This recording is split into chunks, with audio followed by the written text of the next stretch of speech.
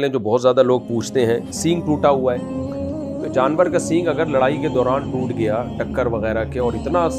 जड़ से ऐसा उखड़ गया कि उससे उसका दिमाग ही हिल गया है, तो फिर तो उसकी कुर्बानी जायज़ नहीं। नॉर्मली जो सींग की घिसाई की जाती है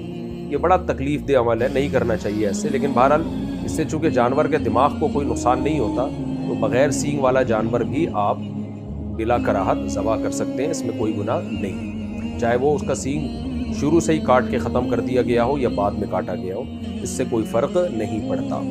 अच्छा, ये भी एक मसला होता है कि बड़ा भाई कर रहा है सबकी तरफ से और सबसे आधे आधे पैसे ले रहा है कुर्बानी के, या थोड़े थोड़े पैसे ले रहा है, बाकी पैसे अपनी जेब से डाल रहा है, तो भी ठीक है। यानी जिसकी तरफ से कुर्बानी हो रही है उसके लिए खुद से पैसे यानी खर्च करना ज़रूरी नहीं है, उसकी तरफ से अगर कोई और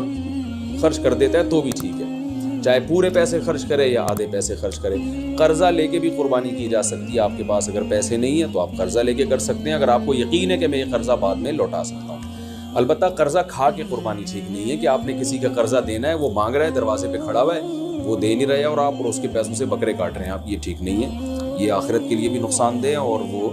बकरे के लिए तो नुकसानदेह। बहरहाल अच्छा, कुर्बानी के हिस्सेदारों में अगर कोई शख्स हराम आमदन वाला शरीक हो गया तो सबकी कुर्बानी बर्बाद हो जाएगी, इसलिए इसका भी एहतमाम करना चाहिए। इज्तिमाई कुर्बानी में ऐलान लिख के लगाना चाहिए कि भाई हराम आमदन वाले शिरकत ना करें, या पहले से सेटअप बनाना चाहिए कि एक अलग से ऐसी गाय हो जो सिर्फ हराम आमदन वालों का उसमें हिस्सा हो, ताकि उसमें कुर्बानी हो ही नहीं, वो गोश्त ज़बा करके वैसे ही गरीबों में बांट दिया जाए। बाज़ मदारिस में इसका एहतमाम किया जाता है कि वो पहले से जो है ना कुछ हिस्से ऐसे उन्होंने रखे हुए होते हैं। तो लेकिन अगर आप घर की गाय लाए हैं या वैसे किसी गाय में हिस्सा ले रहे हैं और उसमें कोई हराम आमदन वाला आ गया, लेकिन अगर आपको पहले से पता नहीं है